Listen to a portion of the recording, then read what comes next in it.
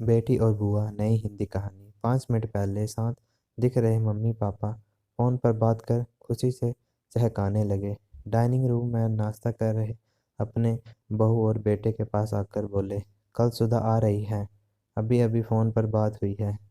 शशि, तुम कल दोपहर 4 बजे एयरपोर्ट चले जाना दोनों को लेने। इस सुधा को कोई काम नहीं है क्या? जब देखो तब आ जाती है। यहाँ पर मैं नहीं जा पाऊँगा, मुझे और भी ज़रूरी काम है। क्या वो टैक्सी करके नहीं आ सकती? यहाँ तक शशि गुस्साई आवाज़ में बोल पड़ा। अपने बेटे के मुंह से अपनी बेटी के लिए ऐसे बोल सुन माँ एकदम दंग रह गई। अरे तबीयत तो ठीक है ना तेरी? कैसी पागलों की तरह बात कर रहा है? घर में 2 गाड़ियाँ होते हुए बहन को टैक्सी में आने के लिए कहता है। माँ बोली, रहने दो, मैं खुद जाकर ले आऊँगी अपनी बेटी को। करने दो उसे अपना काम। अभी सुधा का बाप जिंदा है और मैं नहीं चाहता कि मेरी बेटी को उसके ससुराल वाले से ताने सुनने पड़े कि इकलौती बेटी होते हुए भी उसे लेने गाड़ी नहीं भेजी, या उसके स्वागत में कोई कमी रह गई। पापा ने बेटी को अपनी नाराज़गी जताते हुए कहा, आप दोनों समझते नहीं हो मम्मी पापा, वो जब भी इस घर पर आती है तो सारी दिनचर्या बिगड़ जाती है। वो तो आराम से बैठी रहती है किसी महारानी की तरह। हम सबको उसकी स्वागत में लगाना पड़ता है। मेरी पत्नी का तो पूरा दिन ही दीदी और जीजा जी के आगे पीछे उनके ऑर्डर पूरे करते हुए निकल जाता। गुस्से से शशि बोला, आज क्या हो गया है तुझे? कैसी बहकी बहकी बातें कर रहा है? बहन है तेरी, कोई पराई तो नहीं है। अब क्या है उसका इस घर में? शादी में दे तो दिया था ना हमने जितना देना था। फिर क्यों चली आती है बार बार यहाँ पर, और हर बार बैग भर भर कर ले जाती है? वो अलग आपको समझाना चाहिए। वो सिर्फ हमें लूटने आती है और कुछ नहीं। शशि ने तंज कसते हुए कहा, तुझे क्या? अगर वो यहाँ से थोड़ा कुछ ले जाती है तो ये सब मेरी मेहनत की कमाई है और मैं जो चाहूँ करूँ। चाहूँ तो पूरा सुधा को दे दूँ। पापा गुस्से से लगभग कांपते हुए बोले। अब शशि अपनी आवाज़ धीमी करते हुए बोला, मैं कहाँ कुछ नई बात कर रहा हूँ मम्मी पापा, मैं तो वही बोल रहा हूँ जो मैंने परसों से बुआ के साथ होते हुए देखा है। आज अपनी बेटी के खिलाफ 2 शब्द क्या सुन लिए, आप तो गुस्से से लाल हो गए। जरा सोचिए, जब आप बुआ के साथ ऐसा व्यवहार करते थे तब दादी को कैसा लगता होगा? बुआ जो हम पर इतनी जान छिड़कती है, आपने कभी उनके और उनके ससुराल वालों के मान सम्मान के बारे में परवाह नहीं की।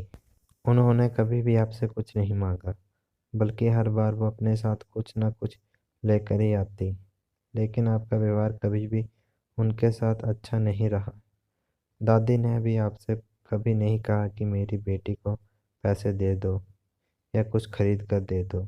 फिर भी दादी को आपके यहाँ इतनी भी परवानगी नहीं थी कि वो अपनी बेटी को कुछ देने के लिए अपने पास बुलाकर रहने दे। अपनी बेटी का ऐसा अपमान वो सहन नहीं कर पाई, इसलिए वो गांव में पुराने घर में अकेली रहने चली गई।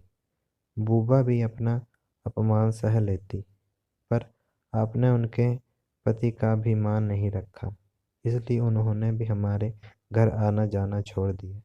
जिस तरह सुधा इस घर की बेटी है, बुआ भी तो इस घर की बेटी है।